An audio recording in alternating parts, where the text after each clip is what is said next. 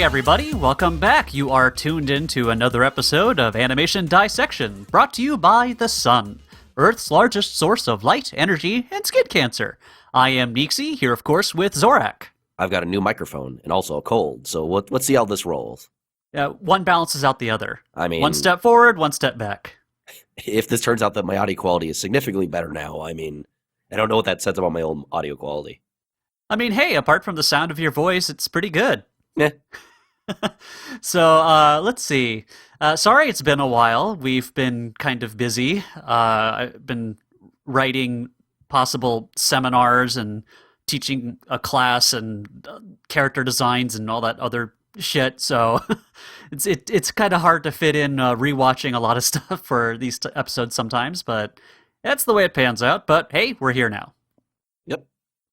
So, just a little bit of animation news. Let's see. Zootopia came out. I've already seen it, and I think I'm going to hold off on going into that until our episode about it, but I enjoyed it quite a bit. And it is currently one of the biggest box office successes in recent memory for Disney, possibly toppling Frozen. So a lot of people are very happy about that because quite a few people found Frozen to be somewhat overrated. I think seems to be the popular sentiment. Mm. So we shall see. Considering that Frozen has had so much lasting power, it'll be interesting to see how it turns into a franchise in this case.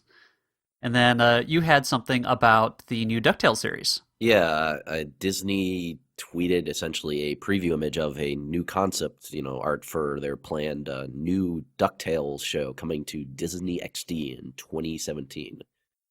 The style looks pretty similar to the Mickey shorts that they've been putting out recently. I don't know if that's, if there's an actual connection or if they just look just stylistically similar. It looks neat, though it's obviously kind of hard to tell with, these sort of pitch images about anything about the actual quality of the work, so we'll see. But so far, I like quite a bit, and it's using a kind of there's a paper texture. It feels like what the DuckTales comics kind of looked like. They're kind of harkening back to that style. And when it comes to those Disney Mickey shorts, I think it's probably going to make use of advanced puppeting rigs, kind of like the Mickey shorts are, with a lot of vector, but at the same time allowing the animators and the board artists to have a decent amount of leniency when it comes to like redrawing faces and doing cool expressions. So it's going to have that vector look, I think, but have that flexibility. At least that's what I'm hoping. So, and considering like the studios that Disney has partnered with to make a lot of their shows in these types of shorts, it would make sense that they would kind of use that same style. It'll be interesting to see if they vary the sort of narratives or the kind of the general approach that the original show had. I doubt that they can make it exactly as it was because that was a very 80s, 90s sort of cartoon sort of thing. So I think they have to differentiate it to a certain degree. But we'll see. The comparison I've been thinking about when I think of them changing up a old cartoon like this is that new Looney Tunes that they ended up producing relatively recently. People initially were kind of put off by because it was such a different thing. Which one? Is it the one that's like the sitcom style where they're living in suburbia, or is it the new one called Wabbit that has I'm thinking about the sitcom one, which was a very, very different thing, given that it was a sitcom style setup. But it ended up actually being relatively pretty funny in terms of relatively pretty in the sense that it just had really good writing, and there was a lot of really good gags and just weirdness in there that just it was very easy to appreciate for what it was. I mean, it's obviously a very, very different thing, and and a lot of the old Looney Tunes are pretty much high art these days. Things like the Rabbit of Seville and such. Those are fantastic bits of animation. And obviously this is getting nowhere, and it has no towards that, and it doesn't have any pretension to be like that. But for what it is, hey, it's pretty good. Yeah, and so far the new Wabbit series has been pretty good in terms of the gags. So that has gotten renewed, I think, for another season, and that's currently in production. So I think you can see the new stuff, the Wabbit as it is called. I think it's on Cartoon Network right now. God, if I know what the schedule is for some of these shows. It's usually basically a long stream of Teen Titans Go episodes with an occasional We Bare Bears and a Steven Universe repeat thrown in. Yeah, I don't actually have cable television anymore, so it's kind of interesting, hearing what that is these days, given the fact that I spent so much of my youth actually watching Cartoon Network. And these days I only catch things, generally speaking, either on demand or, Through through the internet internet. means, Yes, through yes. internet means, yes. Usually through legal internet means, but I digress. Yes. Well, hey, it's the path of least resistance. If they make it easier for people to view that stuff legally, people will take it. If they make it easier to view it illegally, that's the path people are going to take. So, hey, Though I still say that the rental costs for a lot of things are way too high. Like it should not, given the amount of dollars they make in terms of ad dollars from an individual person watching shows, like $2 to rent a single episode of Steven Universe is absurd.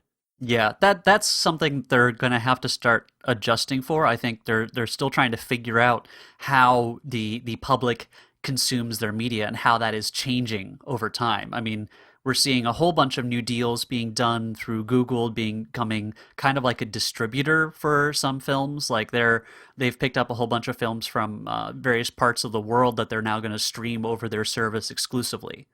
Yeah, and So you're like also seeing stuff like it's Netflix also potentially picking up animated series and whatnot. So yep. things are So weird.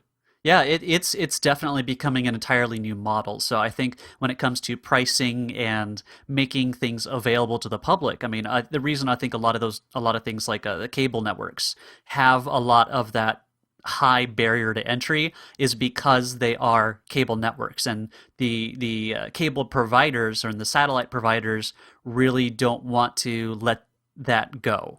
Sure. They're kind of holding them hostage. So they go, you can stream them online and you can sell episodes on iTunes, but they have to be this much, or else you're gonna kind of break our reason for being.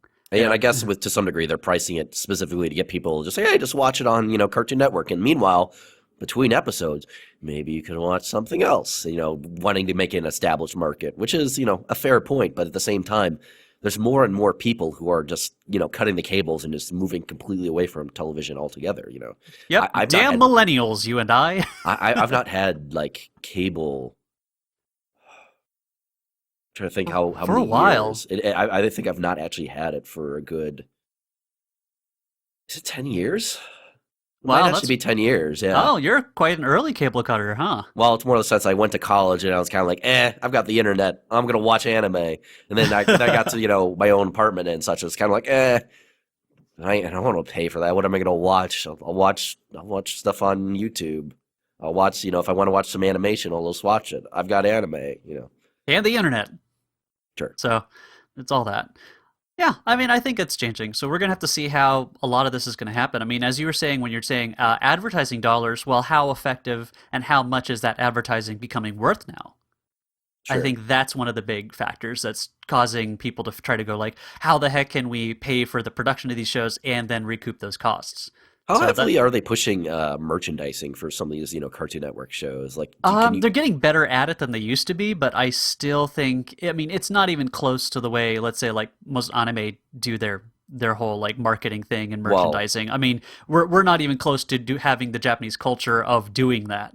Well, with But the Japanese marketing, I mean, it's explicitly like, yeah, we made 1,000 of these giant statues of someone's breasts, expecting that we know that there'll be 1,000 people that will buy these for, I don't know, $300.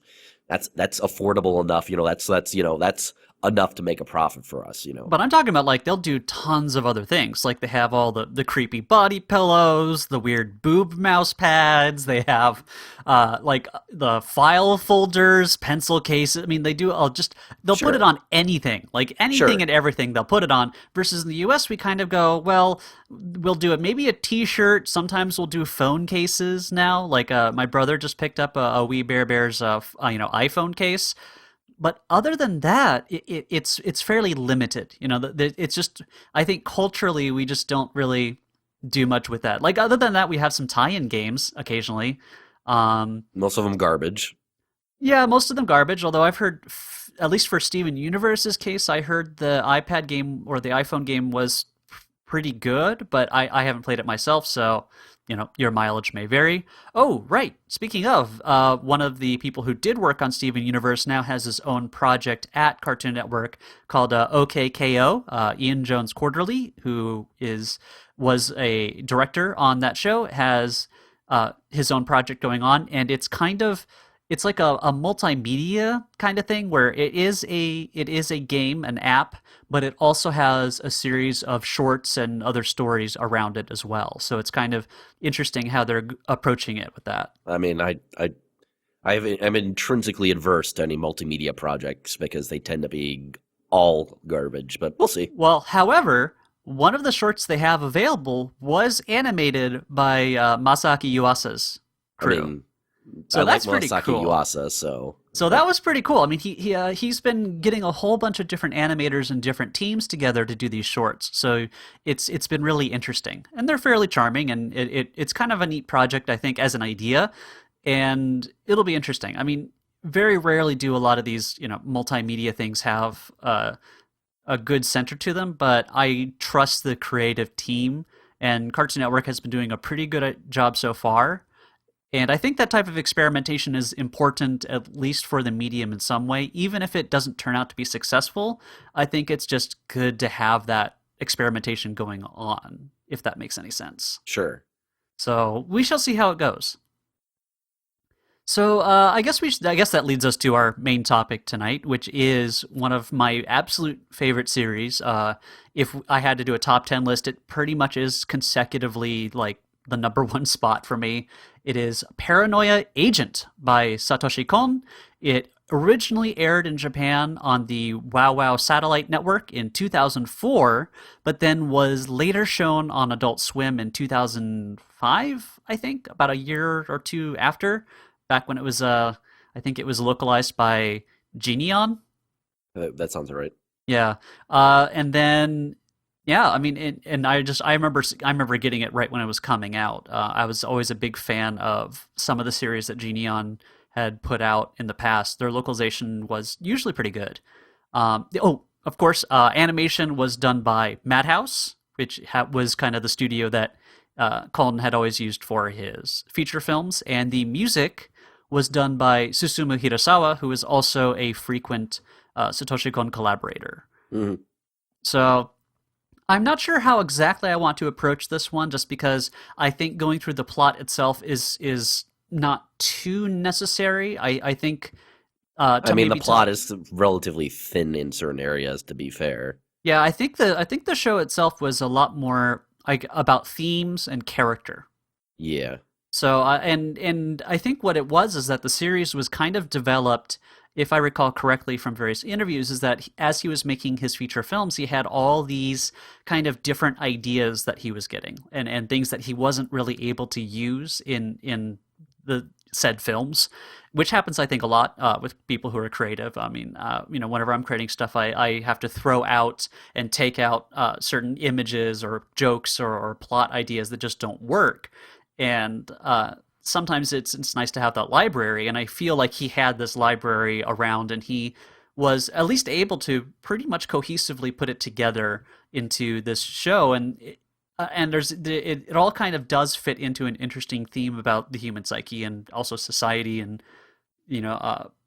I'd say like the madness of crowds and things like that. And I think also when I'm looking at his original comics, I think after he died, there were a couple releases. I don't know if in English. I have them originally in Japanese, where they released some of his original short comics he did, where they're each like small little self-contained stories. I could definitely see a lot of that type of thinking with that one when it comes to this, because it's very episodic. Yeah.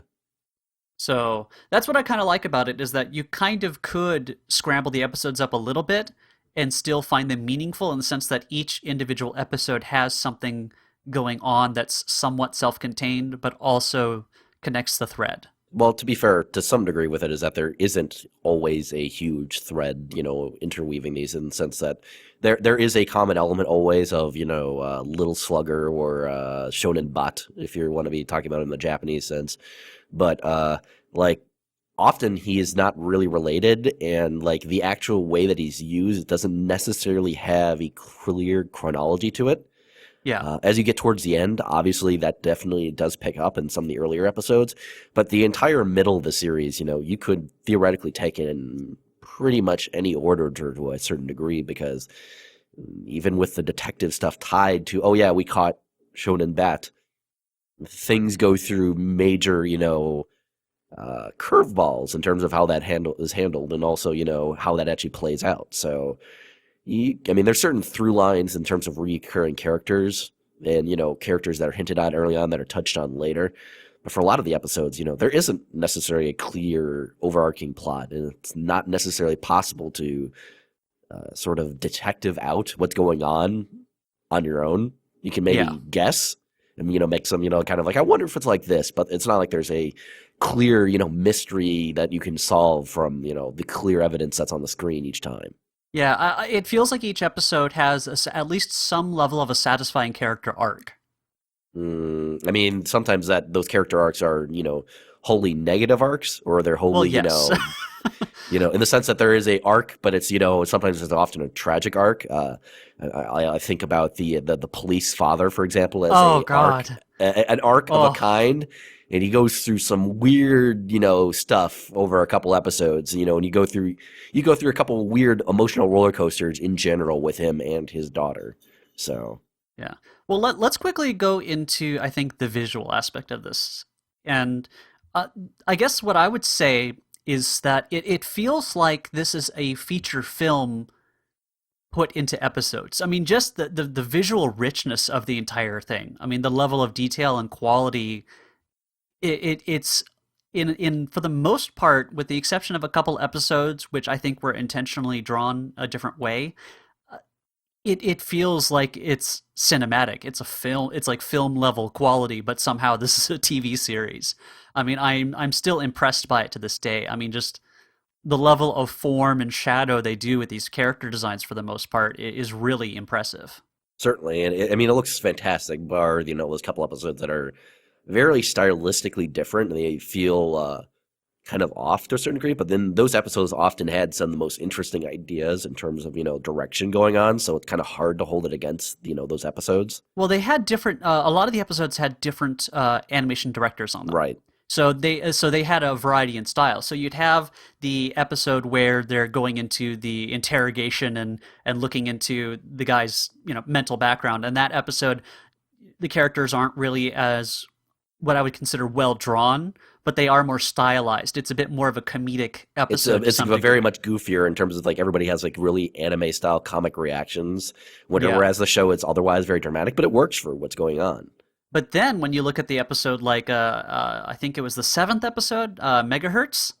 Hmm. Like that episode has like that thing looks like goddamn paprika. Like it has these amazing shadows and lighting effects, and it's really really interesting. Just like holy crap.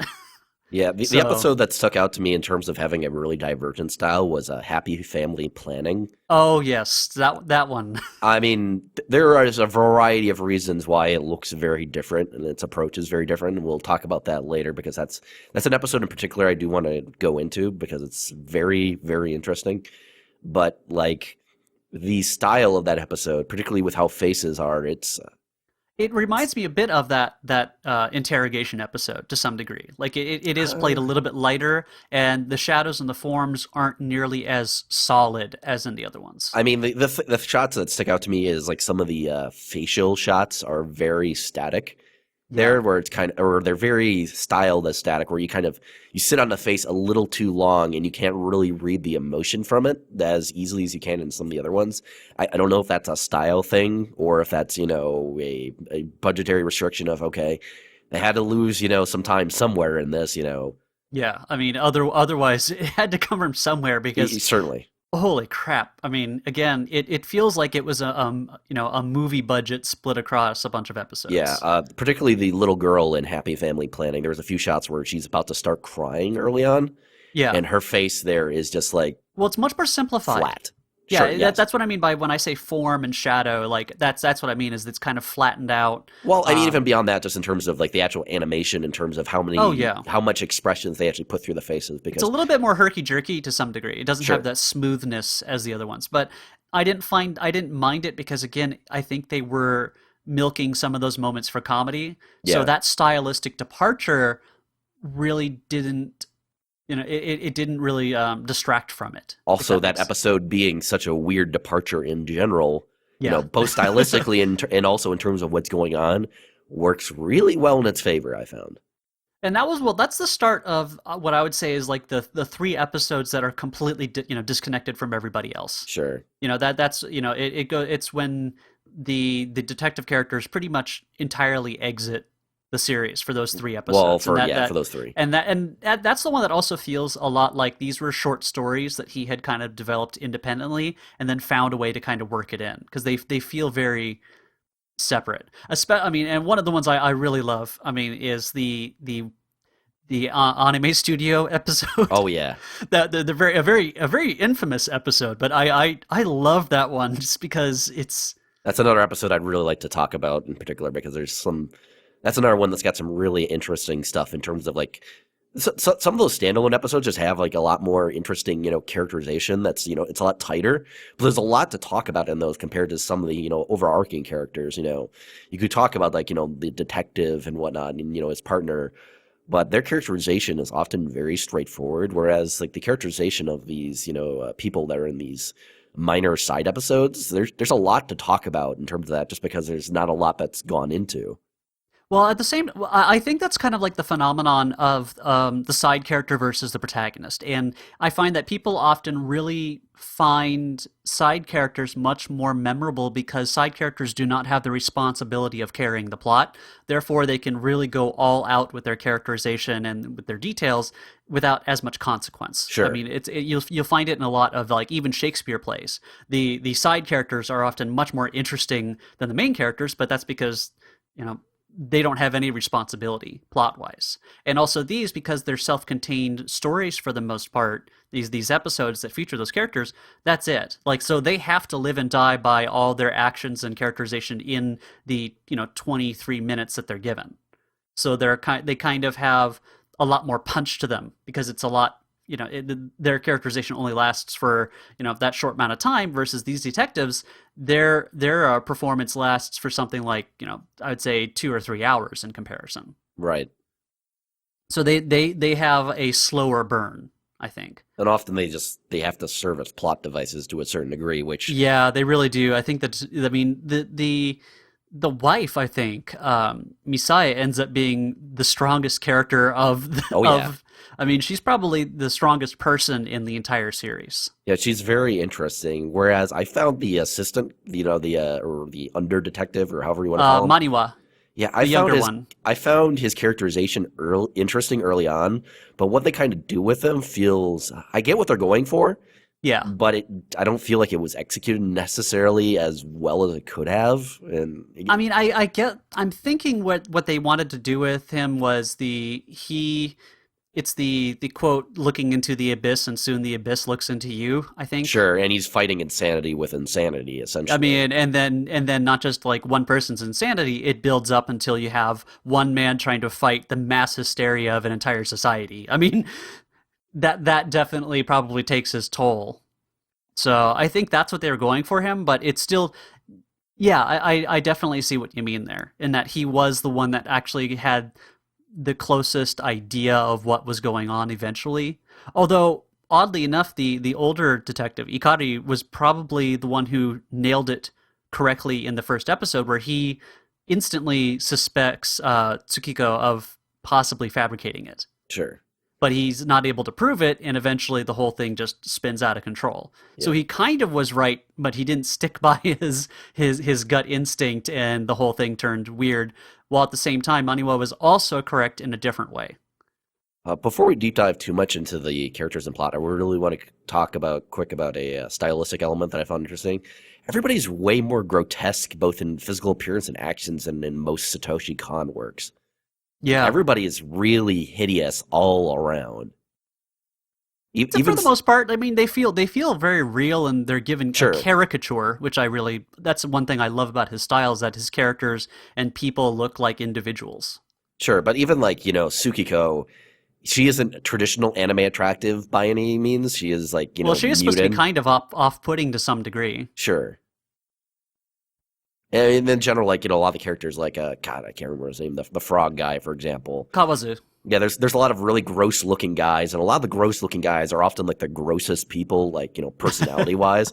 Like, all of them turn out to be pervs in certain degrees, and to, like, really, really frightening degrees. Well, I think Hirokawa is probably the Yeah, worst person in the entire series. I mean, holy shit. I mean, he goes, I mean, he's also, just think about the material that he's going into. I mean, he is going into very dark areas of society and human psychology, and he's putting them in very distressing situations. So their expressions and the fear is registered in their faces and their body language, and it becomes contorted and gross. But I think that's something intentional about it. That kind of embrace of grotesquerie or macabre, and that's expressed visually. sure. And it's, the in general, the message of the work is often extremely, a negative view of humanity and society as a whole. Like, everybody is super judgmental. Everybody is perverted in weird ways. Everybody is, hateful and self-centered. And, there's a redemptive, message in the sense of, the wife, kind of makes a message like, actually, no, people keep on and such. But, like, the whole situation is driven by the fact that humans are kind of fucked. In a lot of ways, I think he is taking a look at a fundamental nature of human psychology, kind of like looking at things like ego repair, in the sense that in order to keep on going, sometimes human beings, when they encounter something that hurts them, or if they've done something really wrong, it in rather than facing it, it is kind of putting it off onto someone else. So it's like, let's say you get into a fight with someone, you want to think it's all everybody else's fault. Right. It couldn't have possibly been your fault, and that's a way of the ego trying to maintain itself. But what he was looking at is that instead of having it being an interpersonal thing, he started looking at it as a society that has decided to put everything off onto someone else. Well, So it that stopped and being just interpersonal. It was translating to everyone else. And I think, you have the homeless woman being kind of like an embodiment of that. No one wants to deal with her, so they just, put her off onto the corner somewhere. They don't think about it. Or, it's not my fault. It's like, I didn't really want to turn out that way. Like in the beginning, in the first episode, and you have all the people in the city and you're hearing their conversations. It's all about deflecting blame. It's all sure. about avoiding the truth. And what the wife character, Misaya, says is like, I'm not going to be like them. I'm not really swayed by your easy, sugary lies. I'm not going to live in a fantasy world. I'm going to have to. I choose to face the reality, whether it is good or bad. Yeah, and a lot of that is also tied to the fact that it's kind of an indictment to a certain degree of, like, escapism, even lighthearted Yes, escapism. yes. 'Cause Maromi, I think, is literally kind of the metaphor for that. well, Moromi is both, lighthearted escapism, but Lil Slugger himself is like kind of a violent delusion in the sense of like, wouldn't it be great if this horrible violent thing happened so I wouldn't have to deal with this other thing that I'm worried about? Like, Well, they're two sides of the same coin. sure. They're both there's both they're forms of both a form of, escapism. yes, exactly. They're both, so it's all about psychological escapism, but Marami is the comforting one. Oh, take a break. It's not really your fault. And then the other one is a much more violent, like, no, it's everyone else's fault. It's not me. That it's a level of emotionality between the two. Yeah, and with Little Slugger, it's also just blaming an amorphous, non-existent, third party just to get away from your problems. And It's like obviously, it doesn't actually change anything for any of these people. They're just given a momentary reprieve, at which point they just pretend nothing ever was going bad, and then immediately go back into it again. yeah. It's kind of like the cell. It's like the stages of recovery. So you have like you have the punishment, punishment before progress, and a lot of people never get out of the self punishment phase. So they'll go like, "Oh, I feel really bad. I shouldn't be eating this type of food every day and things like that." But because I'm making myself feel bad, that means I'm on the first step towards correcting it. I'll start correcting it tomorrow. But I feel bad. That's good enough. That's a start. And they just never get out of that because it's a lot easier to punish yourself than it is to take the steps to move forward. Sure, and also, being able to blame, like some third party as a way to interrupt your problems. Oh, it's even easier. because Yeah. it's like, oh yeah, something went horribly out of line. I had nothing to do with it, obviously, but I can't. It's my problem solved. Isn't that a wonderful solution? Rather than actually facing the situation for what it is, and solving it, as an adult essentially. Yeah, and I think he does point out that, well, what happens to a society if everybody does that? What if that sensation happens to too many people on a massive scale, where everybody decides to escape reality? It's one thing to have certain people, every once in a while escape into things, but then what happens when everybody chooses to? And I think that is kind of what the last few episodes really kind of hammer home, is once that mass hysteria of escapism breaks out. Sure.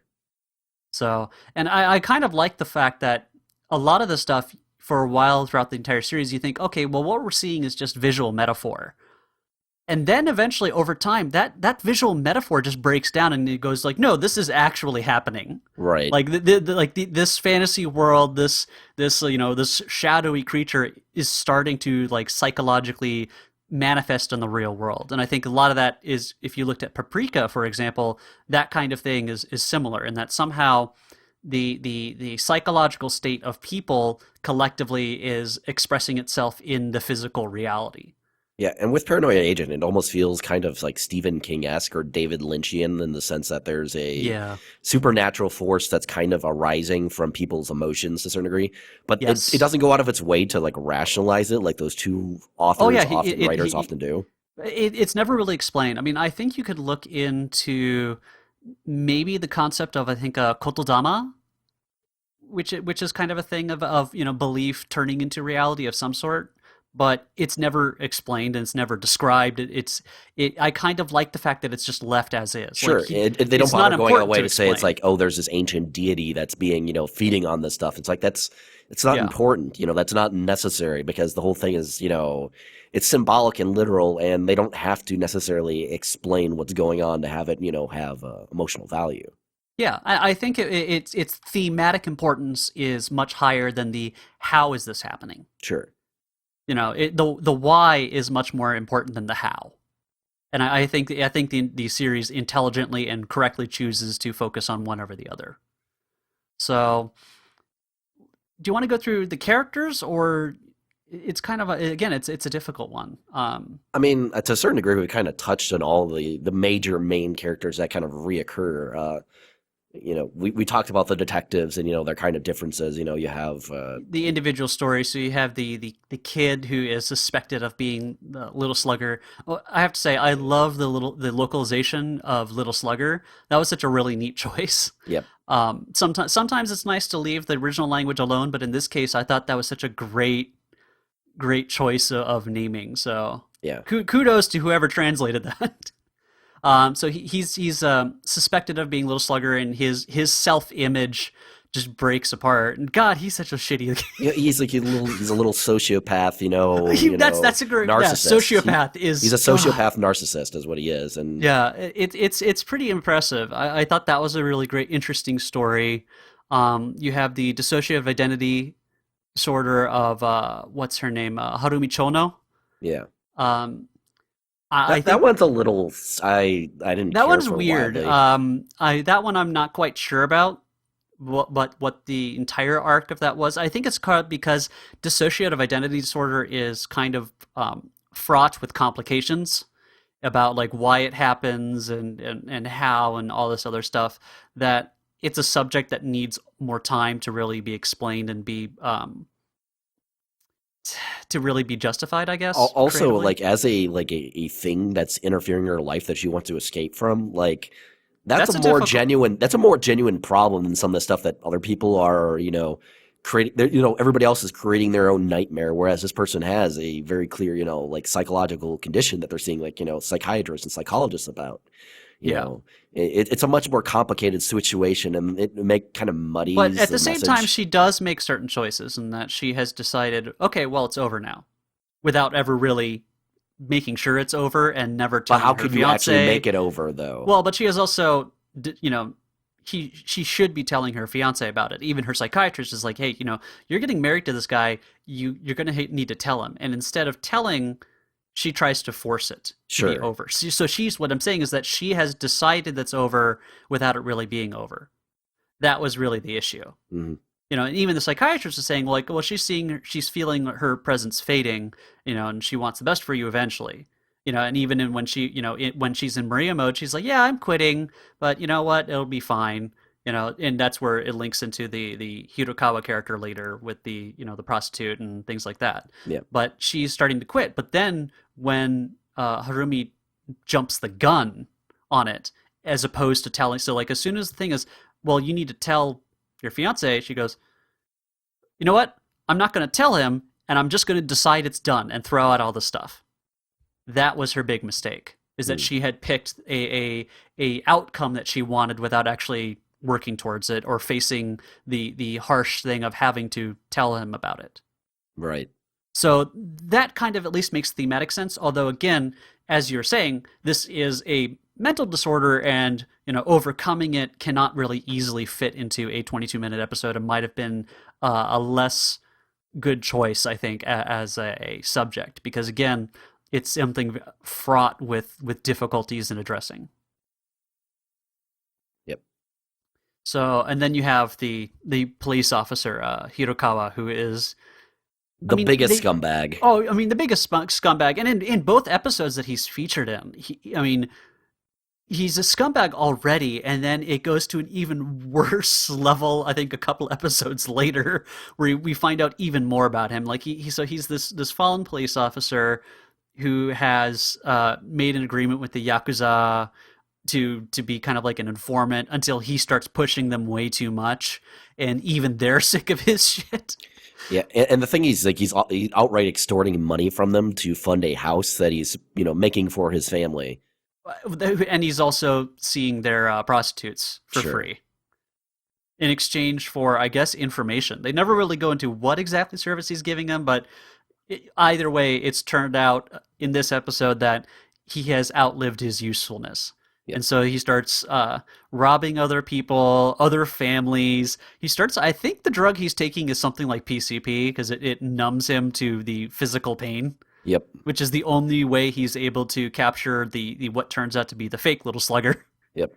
And then it turns out, later episode, this house he built has hidden camera in his daughter's room, and I think that was probably one of the most horrifying scenes. Yeah. Is her seeing that, and up until that point, she is almost creepily devoted to her dad. I mean, it's a little bit much, almost. Thing. I mean, children are often like that with the opposite, gendered, parent. Yeah, that happens. I mean, but like, holy crap, is that a very rude awakening? And yeah, it turns out he's possibly a pederast for his own daughter, or he's distributing the photos. Either way, really fucked up and bad. Yeah. And she gets her revenge on him by basically forgetting him. So, she wills herself into amnesia after getting hit by a little slugger. Well, she doesn't actually get hit by him. It was probably a flying debris, but either way. I mean, after a certain point, with all the little slugger stuff, we don't know. Was it actually a manifestation, or was it? Or it was them hitting themselves or something. Yeah. It doesn't actually make a huge amount of difference to a certain degree early on. Yeah, that's true. So there's that. I'm trying to think of what happens next. We have the fake little slugger. Yes, the video, the JRPG episode. Yep. Well, it's more of a D&D episode to a certain degree. Well, in this one, it's literally a video game, isn't it? I thought the manual was itself like it was like a role playing game, like because they do I think they did the menu. They showed like a menu about like throwing and things like that. Okay, I may be misremembering, but regardless. Either way, it seems very JRPG-ish. Sure. So, and that whole episode is done with the character. I like the way they reimagined all the characters as these monsters. Yeah. That was pretty funny. Yep. And really interesting, too. And there's a whole bunch of puns in the name. Harumi Chono has Cho as a butterfly. You have... basically all the names have puns in them. Sure. And then ultimately, with the little slugger, imposter, like, his whole thing is that he's kind of convincing himself that he's delusional like this, but in reality, he does actually know what's going on. And he ultimately ends up confessing after being pressed enough. And he turns out to be the guy in Happy Family Planning on the message board. Yeah. So like that adds another layer to it, which is nice. And I love how they don't really spell it out either. You figure when you watch it and you go, wait a minute, oh shit, Right. You realize it's him, and you're like, oh fuck, that, and it ends up explaining a lot. Where he did attack a couple people, but he was kind of intending for it to have him kind of go out big, is what he was hoping for. So that's yeah. Well, let's actually go into the Happy Family Planning episode, because I think that one really spoke to you in particular. Yeah, I mean, it's such a weird episode. Let's go to the premise of it then. So this is an internet message board for people who want to kill themselves, and they decide to have a real life meetup. Like I don't know, Suicide Con or something. Yep. And the three who show up are an old man, a little girl, and I would say a guy who looks like he's in his 30s or 40s. Yep. And the two older people are like, oh God, this 10-year-old wants to kill herself. We cannot possibly let her go through with this. And so they keep on trying to find ways to kill themselves, but also keep her alive. Yeah. It's played for laughs, and it's the darkest fucking subject ever. Yeah, it's such a goofy episode that is literally just about them killing themselves, and they're so happy about it, They're not actually like, they don't seem depressed to a certain degree.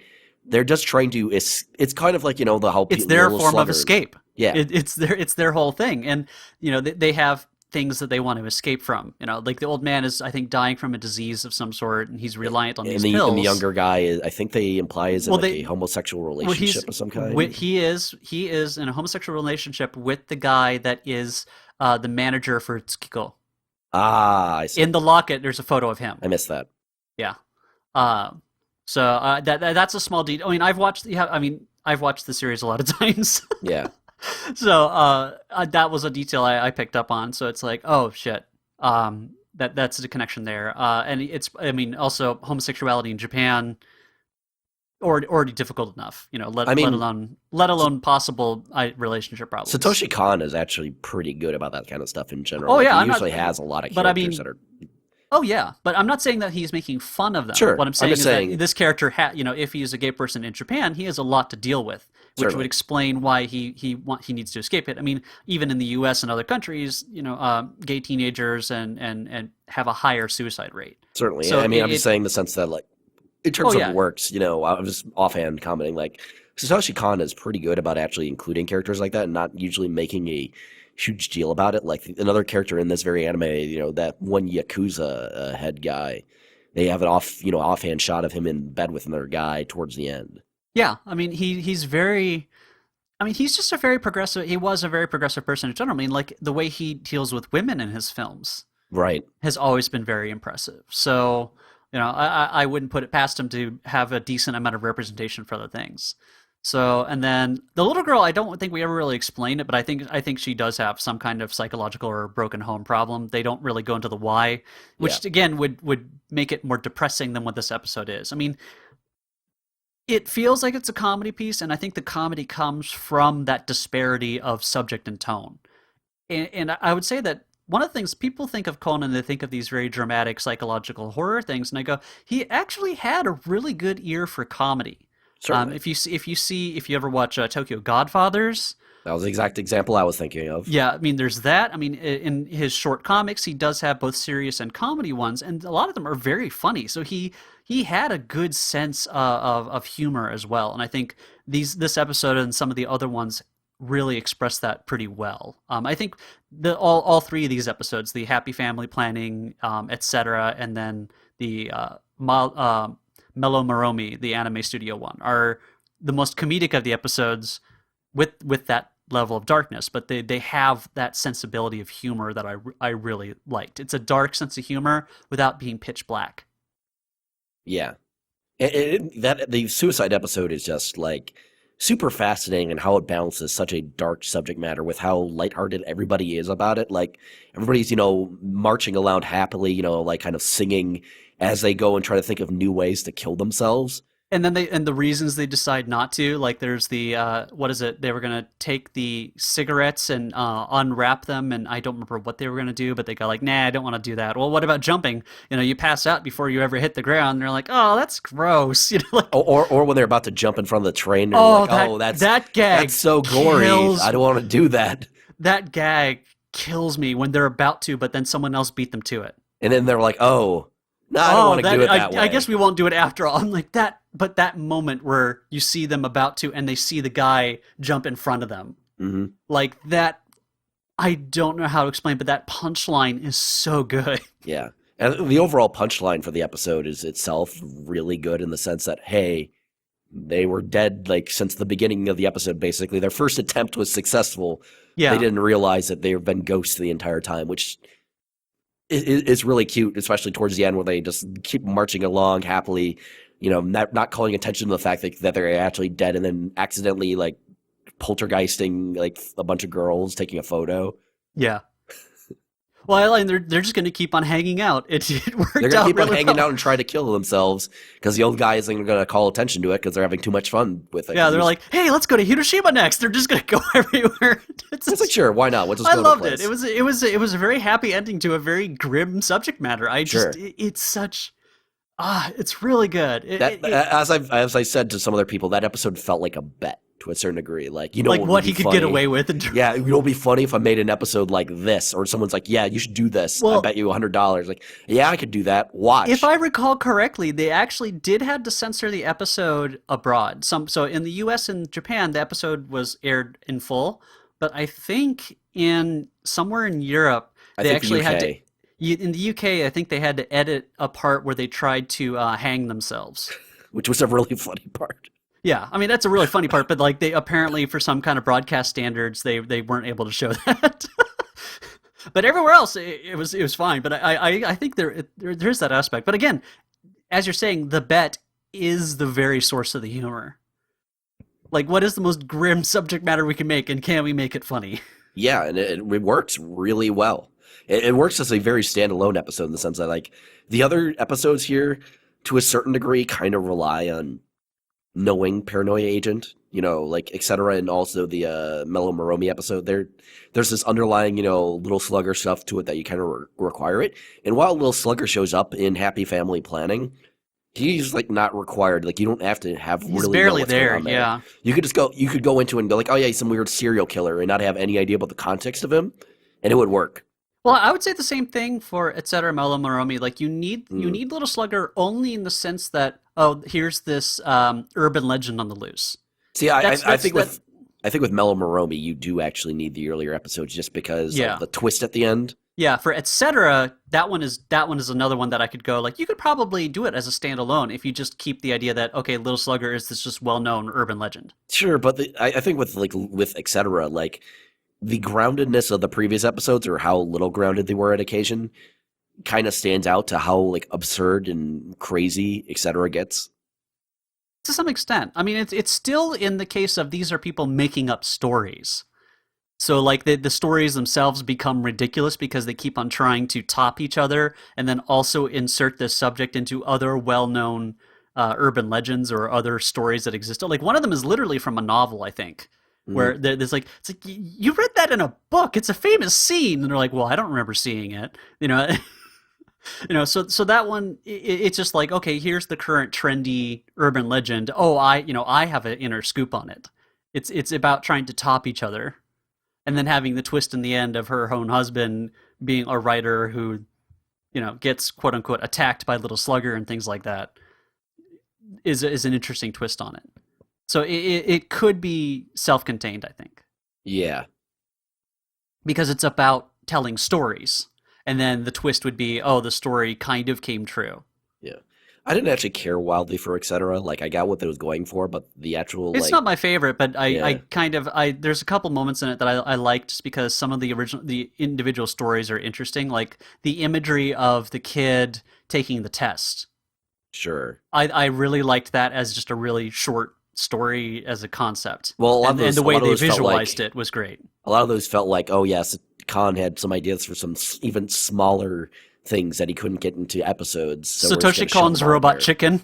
You kind of, like, oh, here's our other episode ideas. We don't have a place for them. Shove them in this episode. Man, if only they gave him another show like that, that would be great. It's like here, just little short ideas, just do it. 15-minute show, just do all these little ideas. I would have loved it. Yeah, it would have been good. Yeah. What can you do? But then after that, the episode that one of my favorites is the one about the anime studio that's producing the Maromi anime. Yeah, that's a really good episode, though. Man, Saruta Nayuki is a real piece of shit in general. That guy sucks. And my favorite part about this is that it is connected to the JC staff production of Shirobako, which is about the anime industry. Uh-huh.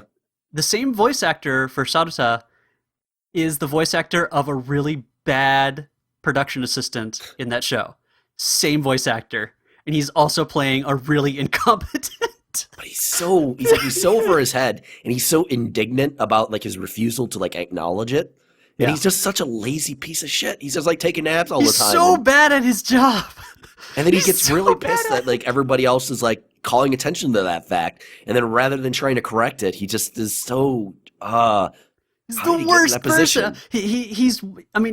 I think we can't call him the worst person because that spot is clearly taken by Hirokawa, but like, God, he's such a bad person. I don't know, man. Like, this guy ends up like killing, like, the end twist of the episode is that, Little Slugger may not have been killing the production staff. That may have just been him the entire time. Well, then you also don't know if it's him because one of the guy that's above him is the one who killed the editor.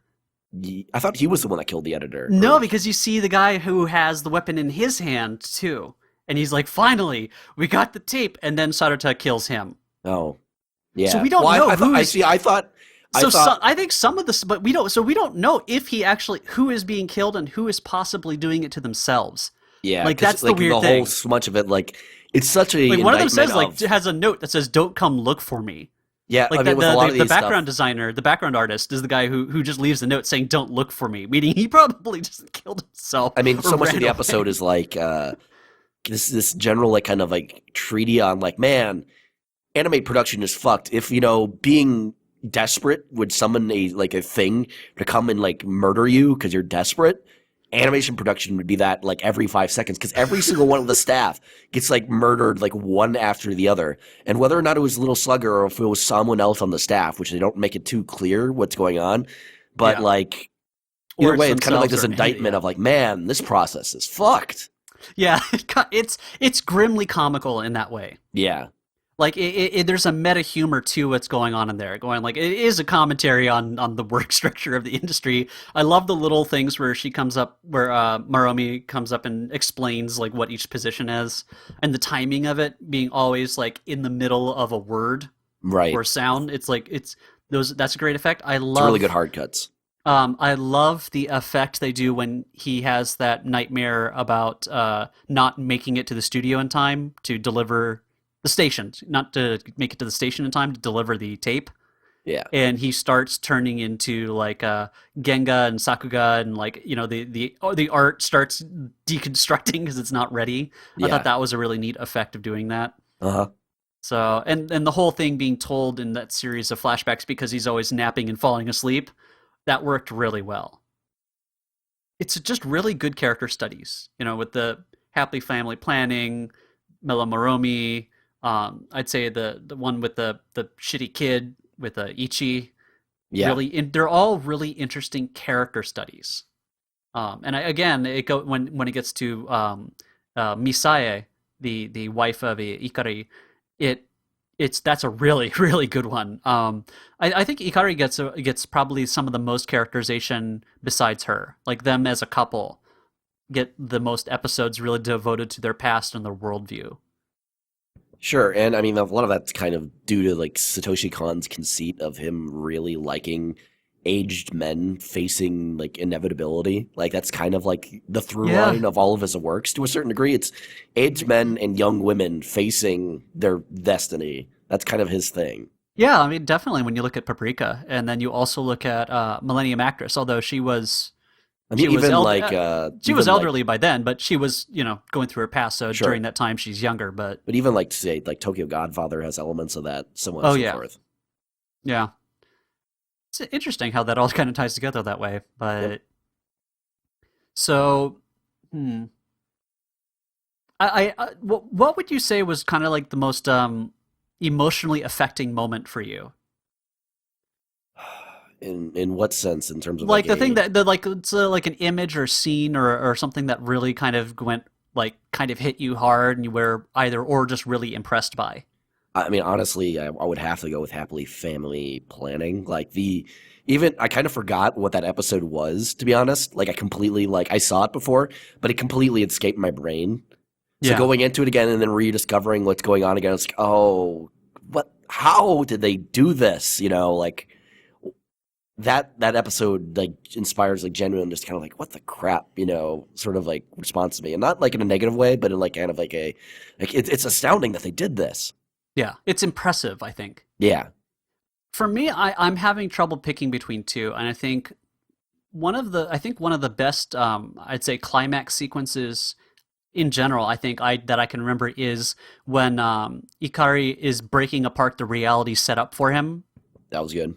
when he takes the little Maromi like keychain and just hits it and starts breaking everything apart.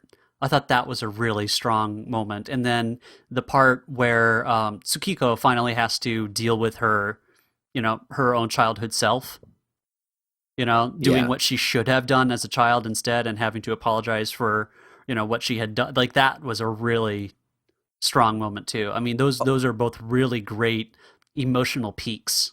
That particular scene, you just remind me of something that I found really interesting, thematically, is that why she dropped the leash of the dog and it got killed, Yeah, and I was. the It fact that she was was getting cramps from like the onset of on puberty. that. That's yeah, exactly. That like it's to some degree it's completely out of her control, and it's like it's so good as like a symbolic thing for like physical and emotional maturity kind of follow puberty, and then she makes a very childish decision, and ultimately she has to as an adult come to terms with the fact that no, she has to actually accept what happened, even if it was out of her control, even if it was incidental, she just has to accept it for what it is. It was possibly an association in her of that type of thing with that cramp from possibly going on to a period for the first time, and what happens with her dog and everything else that follows her through life. I mean, she has this very childlike quality to her throughout the entire series, and that she kind of doesn't really want to face adulthood for the most part. Sure. So she went so like as a little girl she does that fantasy of well it was someone else that did this and maintained it was real until it became like it was real for her. And to a certain degree, like, the father enabled it and kind of caused the situation because, he comments, like, I was way too harsh as a father when she was young when I shouldn't have been. And it made her, introverted. And then I kind of went along with this fantasy rather than, Addressing the reality of it. because I realized that this was my fault to a certain degree. But then that just made things worse ultimately, rather than working together to move forward. He ultimately kind of ran away himself into by embracing the delusion, rather than giving his daughter the reinforcement and the grounding to move forward. Like like accept like it's okay, these things happen. Bad things happen. Life is like this. You just have to accept it and move forward, which is the big thing of Ikari and his wife is accepting a shitty lot in life and then just moving forward with it because like what else can you do? Like there's no point in trying to delude yourself that it's any worse or better. You just have to keep on living just for the moments. Yeah, I think that's a pretty good way of explaining it. I mean, and that seems to be the overall theme, is, Right. and I think for Kon himself, it was possibly a somewhat difficult subject to tackle because what the medium he works in, is kind of usually, lopped into the big group of escapist things, film, cinema, entertainment, all sorts of things like that. I mean, the big delusional thing in the series is an anime. Yeah, well, So I mean, yeah, like a that's mascot character of some sort. well, a Yeah, mascot character, but they ultimately make an anime of, and that's a kind of yeah, a as close as you get to saying like, well, this anime is criticizing anime. Like we're aware of what we're going. Well, we're a little hypocritical here to a certain degree, but hey, stay with us. We've got a message here. yeah. Well, I think that's maybe why he thought of this idea. was that he was looking at himself as being a part of this kind of art industry, the humanities in general, and what his place was in it and what its effect on society was. And I think that might have been something that kind of generated this idea, was that kind of sense of, well, what are we all doing here? So I think I love this series just because I feel so few animated series are willing to get to this level of philosophical thinking behind it.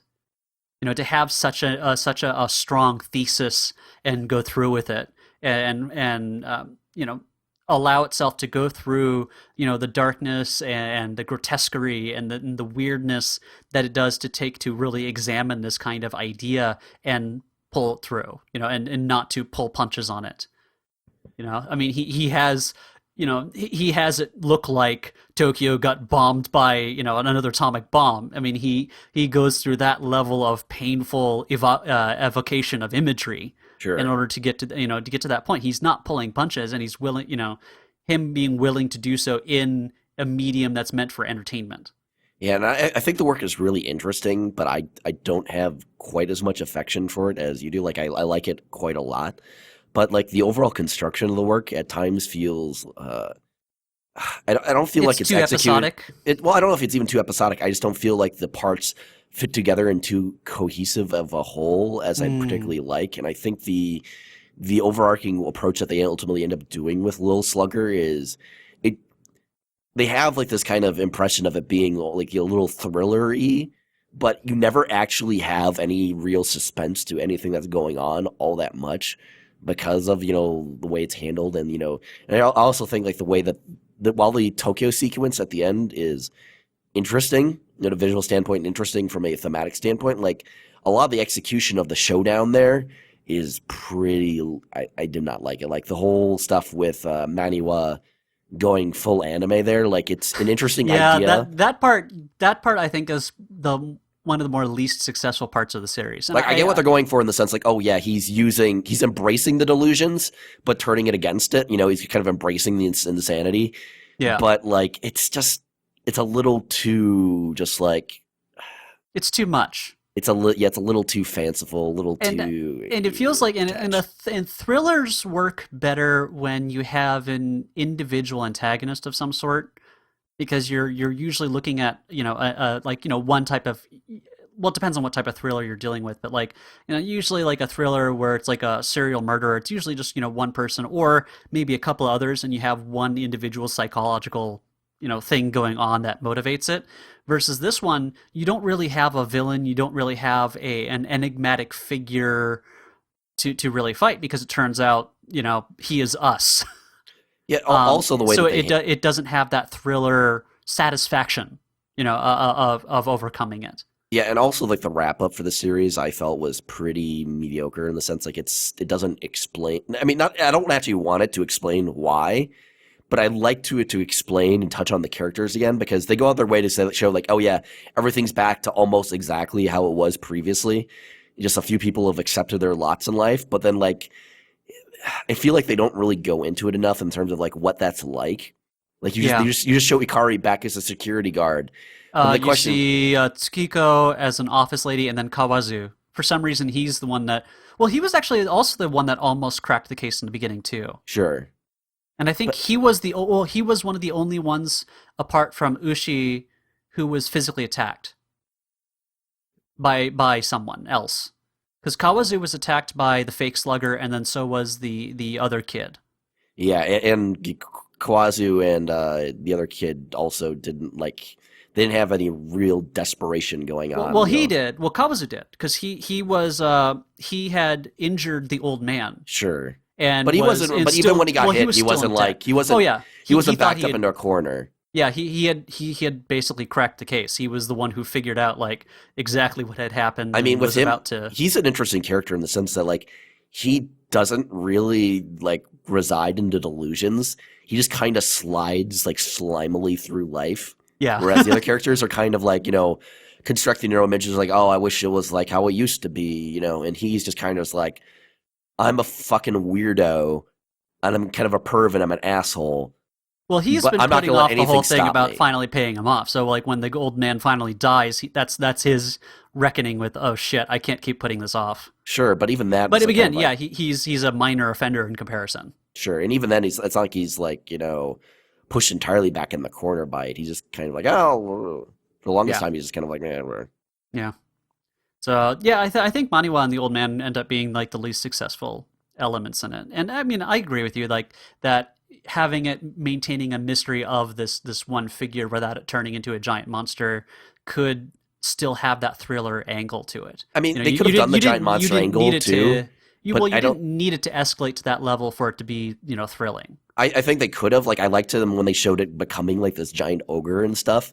Like, Yeah. that was interesting in the sense of like, oh yeah, he really is like this metaphysical thing, and that's was super interesting. Like the Mm, confrontation with Ikari's wife was super good, but yeah. like the stuff afterwards where it goes like really, really metaphysical, like the events of it are fine, but I don't think they're the best way that could have potentially been done. Like, I'm not going to suggest, like, oh, it should have been done this way. But Yeah. like the Well, actual it's sequence possible to make the events, argument that you felt it wasn't entirely successful that way. Totally sure. valid. Yeah, it's just in the sense like a lot of that stuff tied with Emmanuel and like I like the delusional town stuff and I like his resolution for getting out of there. But the Yeah. actual, I don't know, like some of the sequence events and like the pacing for certain things didn't feel entirely there for me. Gotcha. No, I think it's totally valid. I mean, I might be biased just because, I mean, I originally saw this back in, 2004, 2005. So it was I mean, I saw it back definitely there as well. Just that's something I've always kind of felt. well, but for me, I think it was a very big part of my formative Right. experiences artistically. I mean, back then I was only just getting interested in possibly pursuing animation. So it was one of those things that really inspired me. So that might possibly give me a little bit of a bias, towards it. In favor of it, at least. So, Sure. but I still think it is a very interesting and important work, just because there hasn't really been anything like it since. Right.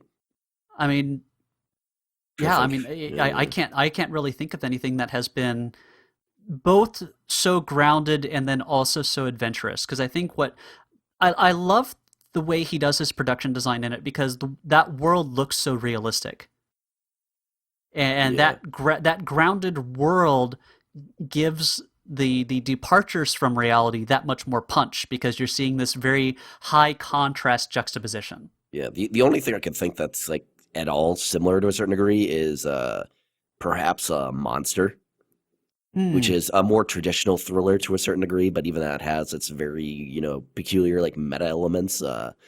Not as much as some of the other works from that mangaka, but that's a anime that they ended up making an anime based off of that. That is a fairly long and Well, yeah, I involved mean, thriller. it's like what, 20 something volumes of the comic. Yeah, and they animate it like scene per scene, like exactly as Oh paneled. man, yeah. Like so, obviously it's a Very lot famous faster to read the book. comic.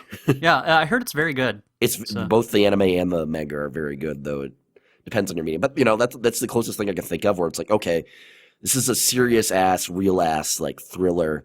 We're not making this, anime. We're not making this overly, like it's escapist in of it itself, yeah. in and of itself.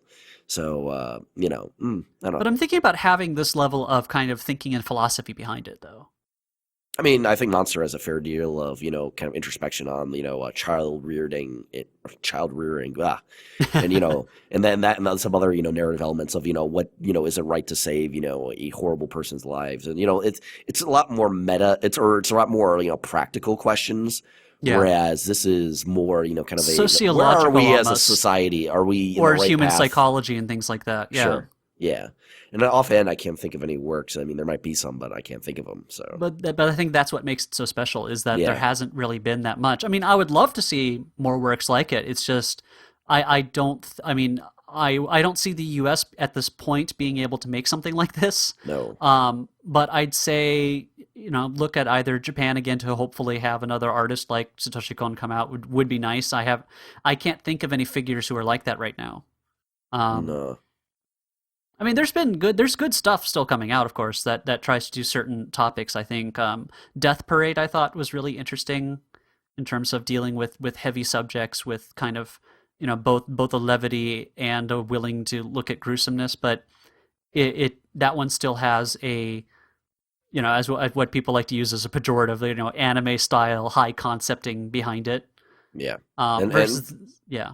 And in general with anime, things still continue in the fact that, hey, 95 to 99% of all things produced are trash. Yeah. And even the stuff that are good are not with often, caveats. are often good with caveats and don't often have a lot of variation going on in terms of like whether that, it's good for what it is, or it's good for anime. It's good, but you have to go into it, being able to accept, the particular anime style. Whereas Paranoia Agent, feels, I wouldn't say Western, but it doesn't feel as, like it said, it doesn't feel like filmic. it's embraced. It feels filmy, and it doesn't feel like it's embracing, specifically Japanese, tropes that are more conveniences than anything. Yeah, I think that makes it fairly, what's the word for it? Relatable, I think, for a lot of people, is because it doesn't use the heavy trope aspect. It doesn't have the really strange idioms that are only found in, Japanese animation. It has a lot more in common with what you were saying, things like David Lynch and Stephen King in a lot of ways. I think, it can still be weird, but it does so in a framing and the way it approaches, getting you into it, into that world and into that way of thinking. It does it gradually enough that it can make sense to, I think, a lot of people without having to, understand like, well, they're all high school students because, well, Japan, it's High just school was the best part of our life, don't you know? yeah, well, hey, for people in Japan, it kind of is, I guess, because Let's live this constant delusion of our past. Oh wait, no, this entire show tells you not to do that. Actually, on that subject, there's a game coming out called Caligula that is actually making fun of that as a concept. Is that people who are trying to escape into this high school thing, repeating it over and over and over again because they don't want to face the real world. And like, so that's I think Japan is kind of becoming aware of these tropes. I mean, they've always been aware of that sort of stuff to a certain degree, but like, are they going to actually change? No, because it's what people are buying. Yeah, I mean, well, welcome to capitalism as the basis for art. So I mean, commercialism, doesn't necessarily, while it's a fundamental portion of capitalism, like, even then, like, often, what kind of works are produced in, more collectivized societies, ones that appeal specifically to a broad mass audience, and that often doesn't differ wildly from, what is produced out of the idea of like, yes, we'll sell the most copies. You see, a lot of the works could come out of, certain societies don't vary that much. Unless, you have specific art grants that are funding things that are deliberately audacious to try to push the limit, and well, basically inject the medium with some fresh blood. Sure, and I mean, even Japan has a number of things that attempt to do that. Well, that's where Death Parade came from. Yeah, which was that originally Death Billiards or whatever. Yeah, Death Billiards, and it became Death Parade. So like every once in a while, you get something that catches on and does interesting things. But then you also have some other works that are produced part of that thing that are utter garbage because there's like, we got funded to make our own little project.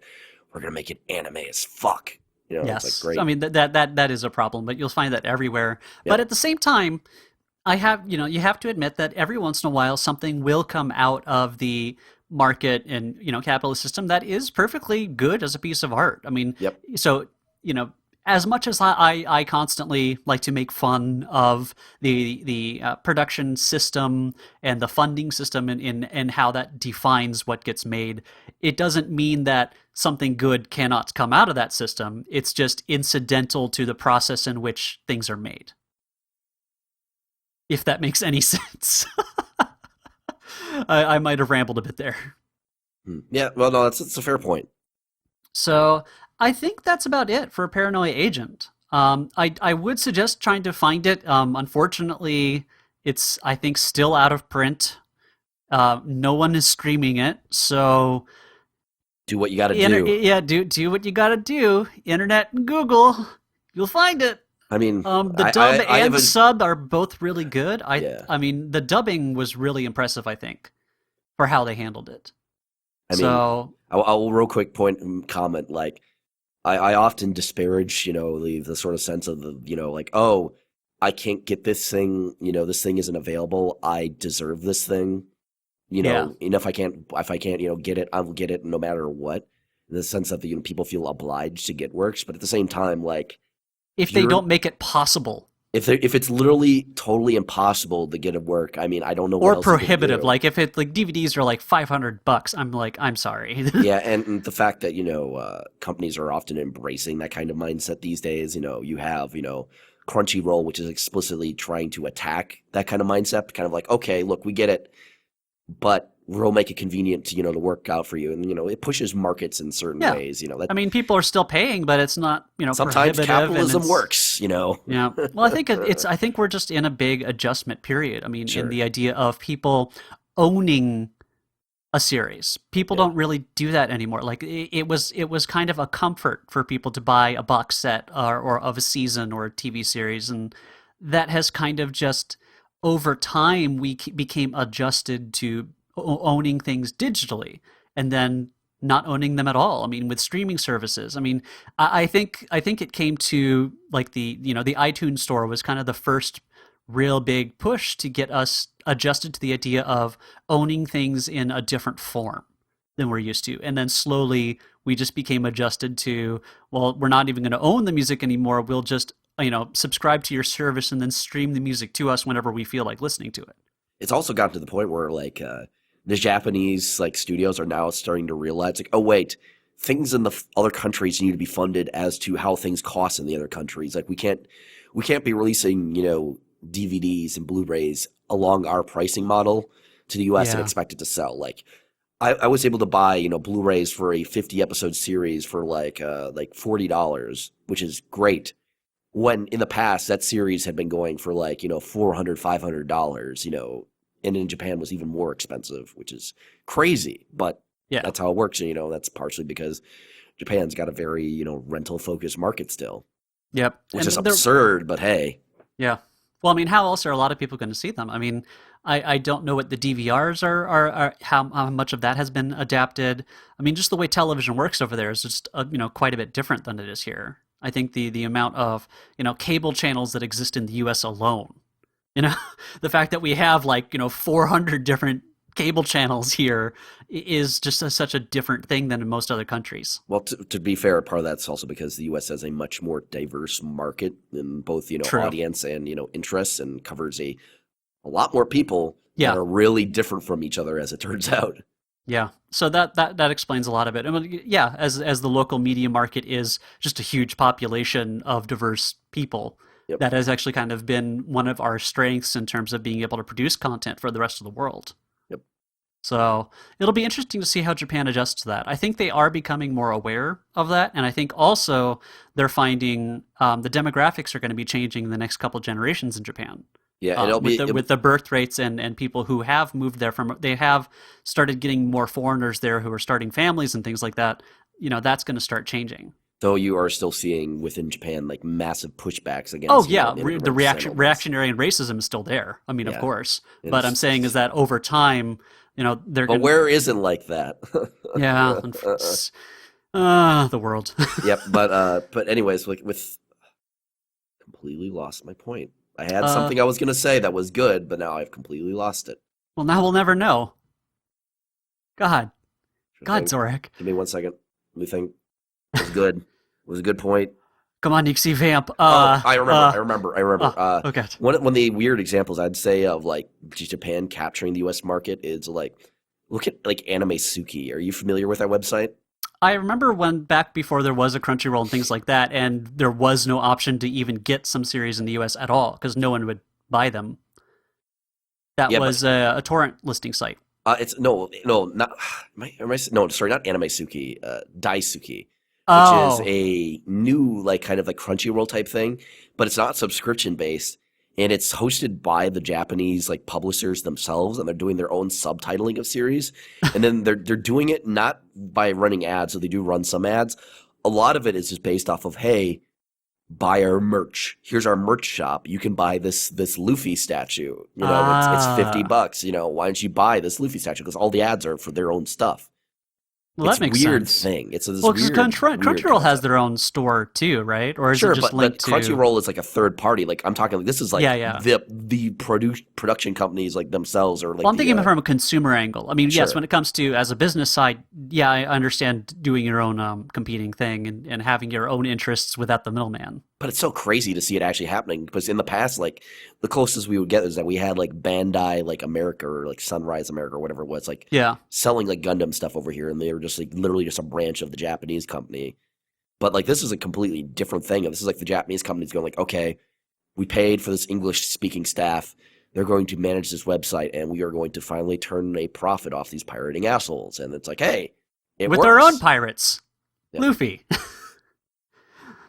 Yo ho ho. You know, One of the things I'm seeing is also much more of an embrace of using crowdfunding on a part of a lot of the Japanese developers and also anime artists and things like that. So that's definitely becoming a thing too. Is they might be starting to break out of the model of how they traditionally fund things. Yeah, though the issue with crowdfunding is that it Although, yeah, really only works once before it can go real bad. A single bad instance will ruin it for entire swaths of the audience. Like, oh, fuck doing that thing ever again because this one experience was garbage, and people aren't Yep. very forgiving of it as a approach. I'm looking at you, Mighty Number 9. I'm glad I didn't. I backed that. I don't know why. Oh, I don't know why. I don't even like Mega Man that much. I think it was kind of like the idea of it, like, oh, that art style looks fine. And then I saw the 3D Well, it models. was the idea of sticking it to Capcom, I think, was a lot of people to a going, certain degree, fuck and also, you, Capcom! Also, it's kind of like, to a certain degree, it's kind of like, it's a donation to this cause, because whatever, I don't actually care about playing it. Then, like, I just, like, see the initial art style, like, yeah, that looks cool. And then I see the final product where it's just, like, these shitty 3D models. I'm like, oh, that looks bad. No. Oh. Like, did you guys, like, not get shaders at all? Because it's interesting looking at that compared to, like, Bloodstain, where they've been showing off all their shaders for their 3D models. Yeah. And backgrounds, and those shaders look nice. Those are some good-ass shaders. That's the Castlevania people, right? That's correct. Yeah.